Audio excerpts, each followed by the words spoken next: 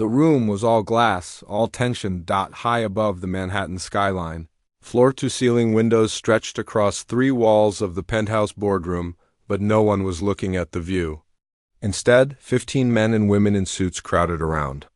A long obsidian conference table, sweat forming behind starched collars as their screens remained frozen.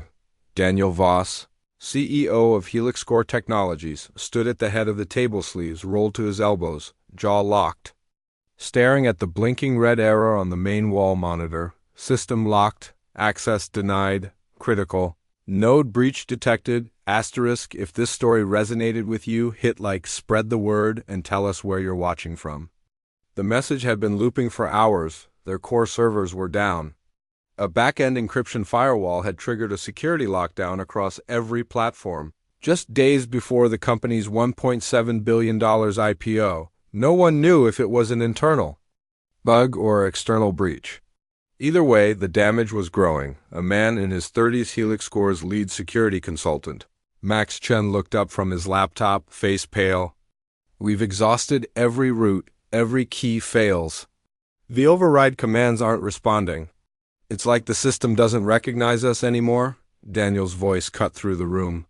"You're telling me 20 of the brightest digital minds on the East Coast can't undo what one line of corrupted code just did to my company?" Max hesitated. "It's not just corrupted code, it's designed. Like someone meant for this to happen." The silence was instant. Sharp, Daniel stared at him. "You're suggesting sabotage?" "I'm suggesting this wasn't random." Someone cleared their throat nervously. Someone else started typing again. Behind them, the large glass doors slid open with a faint hiss. No one turned around. A woman stepped inside quietly, her presence so soft it felt like a breeze rather than an interruption. Amira, mid-40s, uniformed, quiet, invisible. She had cleaned this boardroom every night for the past 8 months. No one remembered her name. She was there before they arrived, gone before they noticed. She emptied their bins, wiped their whiteboards, polished the edges of the glass table they now leaned on like it could save them. As the team argued quietly over root access protocols, Amira stood near the corner of the room holding a mop and a small rolling cart. Her eyes moved slowly once across the monitor, then to the open laptops, then back again. She didn't speak, didn't blink. She just looked. Daniel noticed her in the reflection on the glass. For a second, something flickered across his face: annoyance, confusion, or maybe curiosity. He turned. She lowered her eyes immediately and turned to leave, but not before her gaze met his. Brief, sharp, intentional. And in that single second, Daniel Voss, who believed he could read anyone, felt something unfamiliar. A chill, the low hum of computers filled the boardroom, punctuated by sharp keystrokes and murmured frustration. The world outside glowed in soft twilight, casting long shadows across the glass walls. Inside, under sterile ceiling lights, panic took quieter forms: furrowed brows, clenched jaws, fingers trembling on touchpads, and Amira, silent in the corner. She moved like someone used to being overlooked, shoulders drawn in. Footsteps muted, presence reduced to the sound of wheels rolling across carpet. Her cart carried cloths, sanitizers, a mop, but she carried something else, a calm the others lacked. She had learned a long time ago that visibility was a privilege. In the world of glass towers and polished suits, no one asked about the woman wiping their coffee rings. No one noticed how she paused ever so slightly when a line of code scrolled too fast on a screen.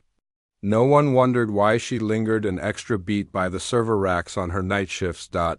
No one remembered she had once held a research badge for an elite cyber defense lab in Cairo, that she had once cracked military-grade code for a foreign intelligence program, that her name had once been spoken in university lecture halls with admiration until it disappeared from all systems overnight. Now, she was a cleaning lady, and it suited her just fine. She moved to the far end of the room and bent to pick up a crumpled napkin beneath a chair.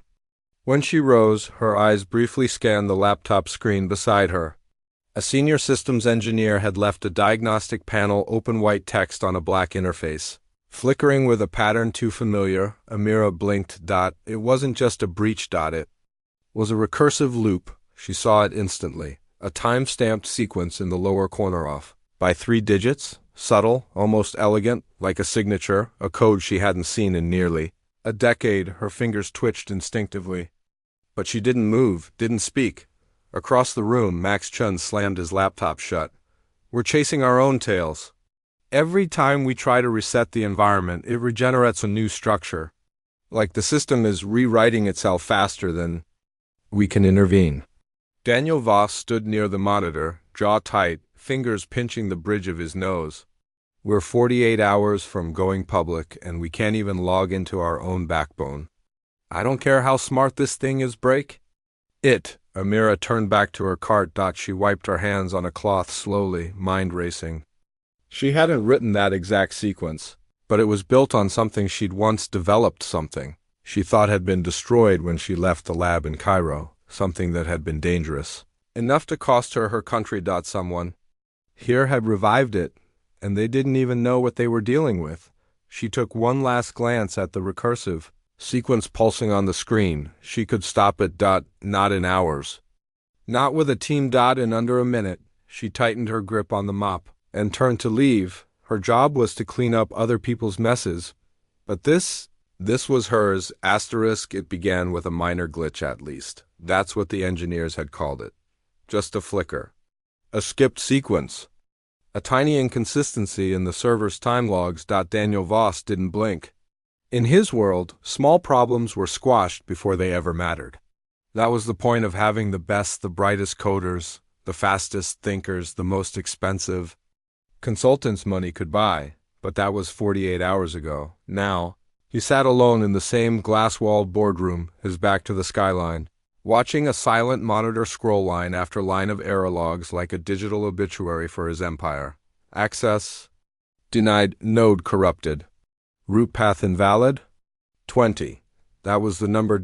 He had brought in 20 experts, some from within the company, some flown in under NDA from cybersecurity firms that billed $10,000 an hour. He even reached into government circles, pulling former NSA analysts who once cracked ransomware in war zones. They all left the room with the same expression: quiet failure. Not a single one had gotten through the loop. Each attempt only made it worse. The board had called 3 times. Daniel hadn't answered the last one. They were ready to delay the IPO. Investors were nervous. One partner had already leaked the breach to a journalist. The pressure that once lived quietly in Daniel's chest now roared through his skull like a siren. He gripped the arms of his chair and leaned forward, staring down his own reflection in the glossy table. Dark circles under his eyes, tie loosened, shirt wrinkled. He looked like a man undone, not by competition, not by scandal, but by silence. The system refused him, and it was personal. He turned to Max Chun, the only person who hadn't left the boardroom in hours. Max sat slouched on the far end of the table, typing one-handed, eyes glazed. "We built this architecture from scratch," Daniel said, voice low. "Everything layered, everything encrypted. It's supposed to be unbreakable." Max didn't look up. "That's the problem." Daniel's eyes narrowed. "Explain." Max exhaled slowly. "You wanted something so secure, it evolved. We created an organism, not a system." Daniel stood, pacing now. "So how do we kill it?" "We don't," Max said. "Not unless we understand how it was born." Daniel's hand slammed down on the table. "We don't have time for philosophy. I need results." Max finally met his gaze. "And then maybe we need to stop looking at it like a puzzle." "What do you mean?" Max hesitated. "Then, what if the answer isn't in the code? What if it's in the person who wrote it?" Daniel froze. The thought struck harder than it should have. He looked toward the corner where Amira had stood earlier that day. The place was empty now, but the ghost of her stare lingered in his mind. There had been something in her eyes. Not fear. Not confusion. Recognition. He turned back to Max, his voice quieter now. "Get me a list of every person who's touched this system in the last year. Contractors, interns, even janitors." Max raised an eyebrow. "You think someone inside built this?" Daniel didn't answer, But he already knew the truth. They weren't dealing with a breach. They were dealing with a signature. Asterisk the hallway outside the boardroom was colder than it needed to be. High ceilings, glass walls, and air that hummed. With tension, Amira moved silently, pushing her cart toward the elevator as the sun began to set behind the city skyline. Her shift was nearly over, but her mind wasn't. The pattern was still repeating behind her eyes. She could see it, recursive, adaptive, and familiar. The kind of design you didn't just stumble upon, it had fingerprints. She recognized them. Her own, she muttered quietly in Arabic as she walked, half to herself, half to memory. 3.2 timestamp offset. Error loop nesting not randomized. Not random at all. Behind her, someone turned a corner fast. Casey, Daniel Voss's junior assistant, nearly collided with the cleaning cart. Oh, sorry, she said instinctively. Amira nodded and kept walking, but something about the way the woman had been speaking made Casey hesitate. She turned back, watching the cleaning lady roll down the hall, whispering in what sounded like a formula. Not gibberish, code. Later that evening, Casey stood outside the boardroom, fidgeting with her badge before finally slipping inside. Daniel sat at the table, jacket off, sleeves wrinkled, a half-empty energy drink beside him. The board had called again. He hadn't picked up. Casey cleared her throat. He looked up. What is it? There's something weird I thought I should tell you, she said, hesitant. He arched a brow. Weirder than a server that locked. Out 20 security experts? She took a breath. The cleaning lady Amira. I overheard her earlier, talking to herself, but not like rambling. She was saying stuff about the loop. In Arabic, I think, but I recognized a few terms. Tech. Stuff, system terms. Daniel's expression didn't change, but his mind narrowed like a lens. He waved Casey off. Noted. She hesitated again. You don't think that's odd? He stared at the screen behind her. I think this week has been a masterclass in odd. She left, and the doors whispered. Shut. Daniel sat for a long moment, her words replaying in his mind. Then he stood. It didn't take long to find her. Amira had returned to the boardroom silently, automatically replacing cloths, stacking coffee cups. Her movements were smooth, practiced. Her eyes flicked briefly to the main screen. That same frozen interface pulsed. Daniel walked in and closed.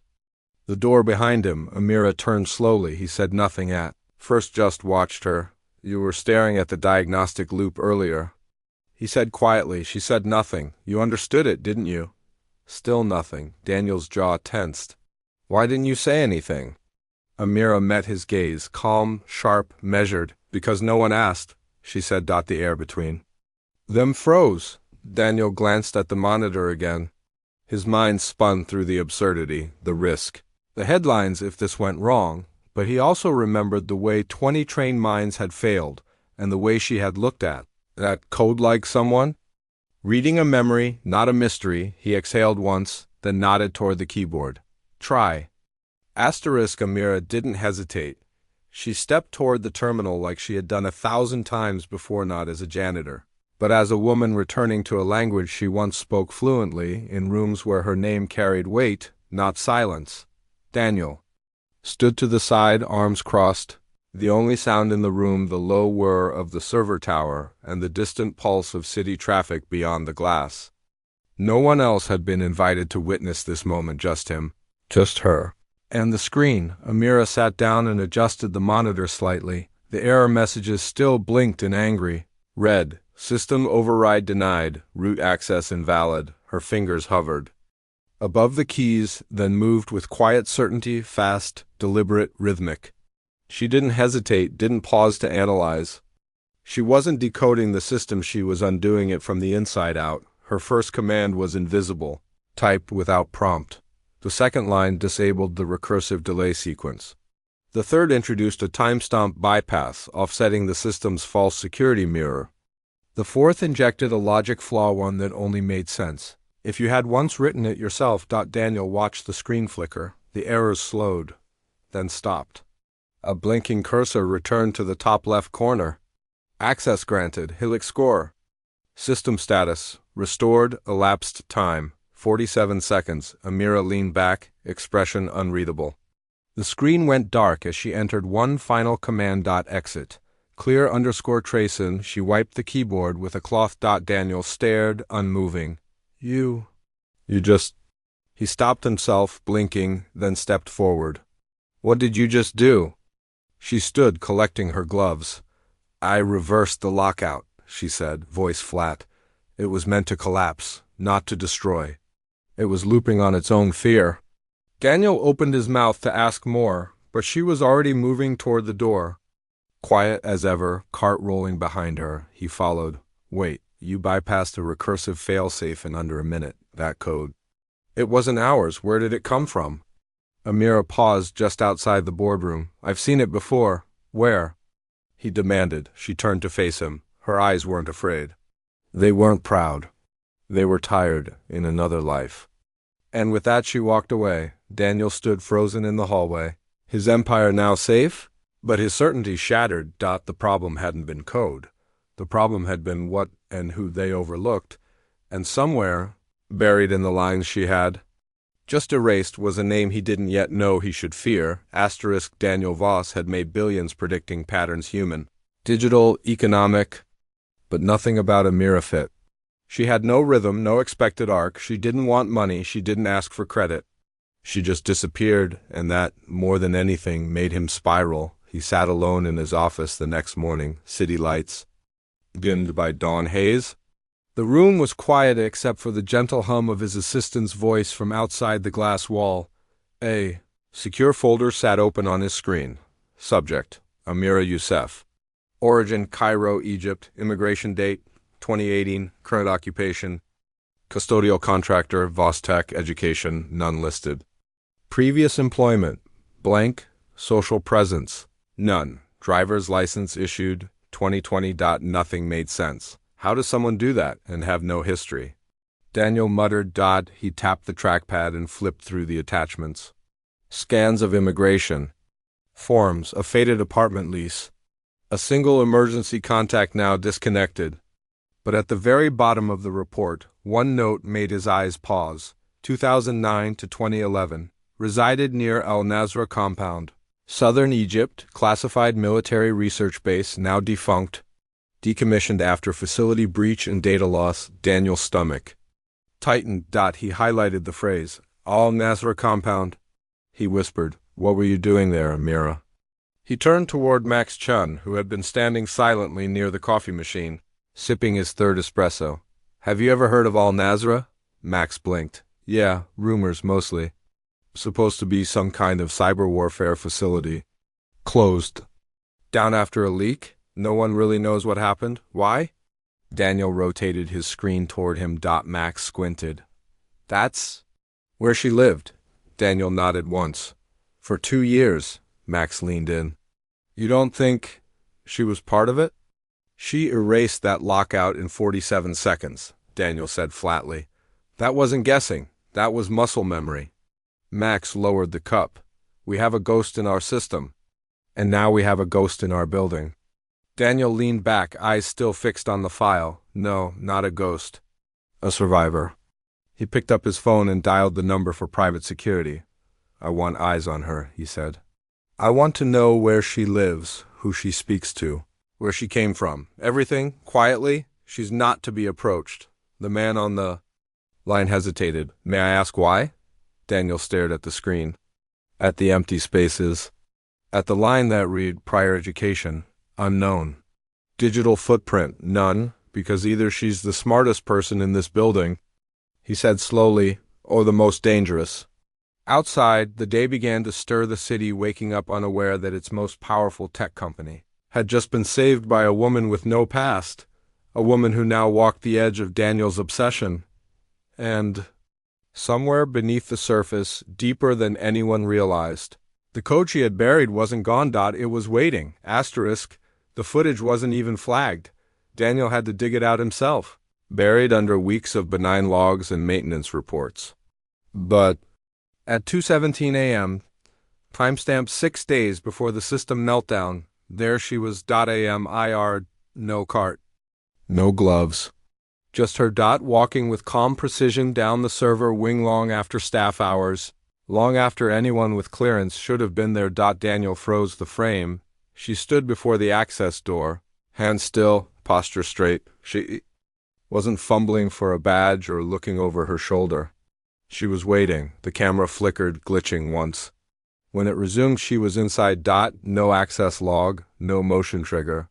No trace she'd ever been there. Daniel exhaled slowly. He hadn't eaten all day. Coffee sat cold beside his untouched breakfast. His hands hovered above the pause button. This wasn't a fluke. She knew the cameras. She knew the blind spots. And she knew the door. How? Down the hall, his security chief's voice crackled through the intercom. "Do you want us to detain her?" "No," Daniel said instantly. "We're not spooking her. Not yet." "Sir, she breached your server. She fixed the server," Daniel snapped. "Let's not forget that." He disconnected the line and stared once more at the still image Amira standing before the server door, her face partially in shadow, the overhead light crowning her like some quiet storm. That night, miles away, Amira walked the stairwell of her low-rise apartment in silence. She didn't use the elevator, not since the day the buzzer broke and never got fixed. Her door creaked open softly. One bedroom, no furniture but what came with the unit, a worn couch, a folding table, a mattress on the floor. She dropped her satchel, locked the door, and waited a full minute before turning the lights on. Then she knelt down. She pulled back the rug, pried up a warped floorboard, and reached into the hidden cavity beneath. From the dust and dark, she lifted a wrapped cloth bundle and folded it slowly, revealing a battered, ancient laptop with cracked edges and missing keys. It whirred faintly to life when she plugged it in. The screen blinked once, then filled with lines of code. Black screen. Green text, root interface, Al-Nazra engine, encryption state, dormant, reactivation, YN. Her fingers hovered over the keys. She didn't press anything. Instead, she reached for a worn photograph tucked inside the lid. A faded picture of a man in uniform, and beside him, younger versions of herself and another woman smiling. Sister, scientist, dead. Amira closed her eyes. Her voice was barely a whisper. "I told you I'd never let it fall into the wrong hands." She powered the laptop down and slid it back under the floor, but she didn't know. Daniel Voss was already looking into the compound where that laptop had been born, and the next thing he found would rewrite everything. Asterisk. Before she was a janitor with silence stitched into her every step. Amira Youssef had a name spoken with awe. In the faded stone halls of the University of Cairo, where chalk dust clung to ancient blackboards and ceilings fanned open like scrolls. She was the one who sees through numbers, professors argued, over who could mentor her. Defense recruiters hovered like shadows, but Amira only ever wanted to build, not destroy. In 2010, they offered her a place in the Al-Nazra project, a covert Egyptian initiative developing next-gen encryption models for national security. She was only 23. And for 2 years, Amira helped shape the backbone of a classified, AI-based firewall system nicknamed Ashika Lover of Logic, designed to protect rather than attack. It could detect recursive loops in hostile code and turn them inward, crashing the enemy's infrastructure with their own logic. But Amira noticed something too late. One of the project's key directors, Colonel Fadhel, had introduced a variant, subroutine and override. One that could turn Ashik from shield to spear, from protector to assassin. She tried to stop it. She brought her findings to a senior ethics board inside the Defense Ministry. But 2 days later, the lab exploded during a routine test. 3 scientists died. One was her sister Rana. The official report called it a software malfunction. Amira knew it wasn't. She disappeared that night, crossing into Libya under an alias, then to Sicily, then onto a cargo ship headed to South America.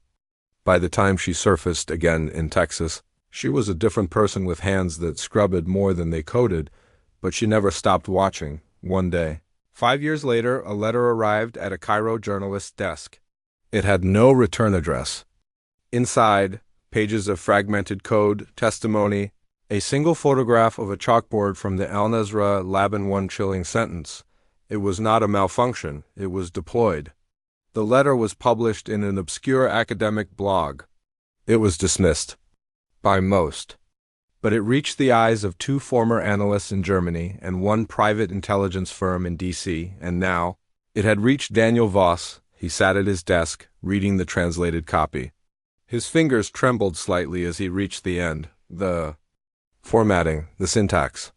The recursive keys. It matched his own system's core loop. Someone had embedded part of Ashik into his servers. He whispered to himself, "She didn't fix our system. She recognized it." His phone vibrated. Max's voice crackled through. "Daniel, you need to see this. That code you asked us to trace, it's showing pings from outside the country. Someone's trying to wake it up." Daniel's eyes flicked to the encrypted drive he'd confiscated from the security server. "Wake it up?" Max hesitated. "Whatever it is, it was meant to sleep." Daniel stood slowly. "Not anymore." Asterisk, the server room was cold, icy, humming. A wall of red and green. Lights blinked like a heartbeat, silent and steady. Daniel stood in the threshold, his reflection flickering in the brushed metal panels. Amira was already inside, her back to him, hands gently pressing against one of the warm server racks. She didn't turn. "You read the Cairo letter," she said quietly. Daniel exhaled. "I did." Silence. "Why didn't you tell me sooner?" "I wasn't sure you'd believe me," Amira replied. "Or worse, you would." Daniel stepped closer, boots echoing lightly on the tile. "You helped design Ashik?" She nodded. "Before it was Ashik, it was just math. I never meant it to kill, but someone changed it. Weaponized it." He moved beside her now. "Close? Enough to see the edge of something deep behind her eyes. Sorrow, maybe. Or memory. Why did you save me?" he asked. "You could have walked away." Amira finally turned to face him. "Because it was my code that caused the deaths. Because it's still out there, buried in frameworks like yours. It wasn't random, Daniel. What happened to your servers? There wasn't a malfunction. It was a message." He blinked. "From who?" "I don't know. But someone tried to wake Ashik last week." Daniel stiffened. "From where?" "Pakistan. Then rerouted through Finland. Then Argentina. They've learned how to move through your architecture like vines through a broken wall." "You didn't just inherit a vulnerability, you inherited a virus with a memory." Daniel stepped back, heart pounding. "And now I know all this," he said slowly. "Which makes me what? A threat?" Amira's gaze didn't falter. "A liability to the people who built the override." She moved past him and reached into her coat pocket, pulling out a thumb drive. "This is the kill key." "The original one?" "Before they rewrote it." Daniel hesitated before taking it. "If you have this," Amira whispered, "you'll be watched." "Maybe already are. They won't let you expose what happened without consequence." Daniel stared down at the tiny piece of plastic in his hand. "And what happens if I don't use it?" "Then the next company, or the next government system it infects, will become them." She turned to leave, but Daniel called after her. Voice sharp. "You built it. Can you stop it?" Amira froze at the door. The humming filled the pause. "I don't know," she said. "But I'm done running." And she walked out, leaving Daniel alone, hand clutching the drive, heart tangled in truths he never wanted but could no longer ignore. The server lights blinked in quiet rhythm behind him. Daniel sat alone in his office, the city lights pulsing. Below him, like a heartbeat he no longer trusted, the thumb drive Amira gave him lay on his desk, still untouched. Its presence was heavier than its weight could justify. It wasn't just code. It was history, proof, guilt, that now it was his burden. He had two options. Option 1, go public. Leak what he knew. Tell the world that his servers had been infiltrated by military-grade code tied to foreign sabotage and long-buried war crimes. Option 2, bury it. Erase the footage. Dismiss Amira quietly. Pretend the miracle fix had been internal. Option 1 would destroy Amira. Option 2 would destroy his conscience. Daniel chose silence. That week, in a press conference, he spun the incident as a routine security patch. "Thanks to the tireless work of our internal team," he told the cameras, "we resolved a minor systems anomaly ahead of the IPO window." The reporters clapped. Investors cheered. Shares surged, and somewhere in the crowd, a woman in a gray cleaning uniform watched him with quiet eyes, then disappeared before he could find her again. But silence had its own echo. Behind closed doors, whispers stirred in the boardroom. Someone had seen the server logs. A security contractor flagged Amira's late-night access before the data trail vanished. One VP mentioned her by name. The cleaning lady? Another scoffed. Why would she be near core infrastructure? Daniel brushed it off, but unease bloomed fast. The CFO requested a meeting. We need to talk about what really happened, she said, eyes cool, fingers drumming on the glass table. Daniel deflected. Internal matter, resolved.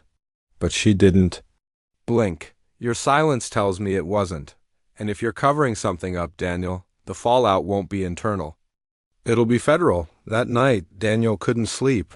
He stared at the flash drive again, his mind flickering between Amira's face and the image of the Cairo lab after the explosion. Charred, collapsed, erased. He called Max, whispered. Can you trace who flagged her? I already did, Max said.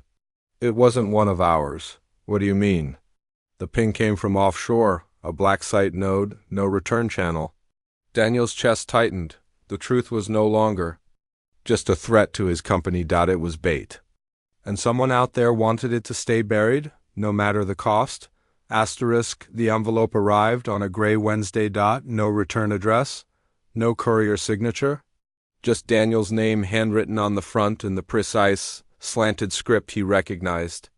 Instantly. Amira. He stood alone in his office, the skyline shrouded in fog beyond the floor-to-ceiling windows. The IPO had long since passed. The company had survived. Publicly, he was hailed as the visionary who averted digital catastrophe. Privately, he carried a silence heavier than scandal. He slid the contents onto his desk, one slim USB drive, black, unmarked, and a single folded note. You were the first person who ever let me be seen. His breath caught in his throat. He inserted the drive into an isolated laptop, disconnected from all networks. The screen lit up with a single blinking cursor. Then, lines of code bloomed, elegant, recursive, written with precision only a genius would use sparingly. It was a digital architecture like nothing he had ever seen, a protection layer. No kill command, no backdoor, no hidden malware. Just protection. Real protection. It moved like liquid math, an autonomous guardian wrapped around his systems, untouchable, undetectable, a firewall that learned, adapted, healed. And at the core, embedded deep, Amira's signature. Hidden in hexadecimal, Ashik. Reborn. Not as a weapon. As redemption. Daniel leaned back, stunned. She hadn't just walked away. She'd left something behind, something beautiful. Something only she could create, something only someone who had once built destruction could choose to rebuild. He opened the paper note again, rereading her words. Then flipped it over. On the back, scrawled in smaller writing, if they come looking, don't protect me, protect the code. It's bigger than me now. His fingers trembled. She knew what was coming. She always had. The next day, Daniel locked the drive in an off-grid vault. He rewrote the company's architecture policy, citing anonymous breakthroughs from a confidential source. He deflected reporters, dodged further board inquiries, but every so often, usually past midnight, he'd catch himself looking toward the janitor closet at the end of the hallway, empty, quiet, and he'd remember the woman nobody saw until she saved everything. Some ghosts don't vanish. They become the air around the walls they once protected.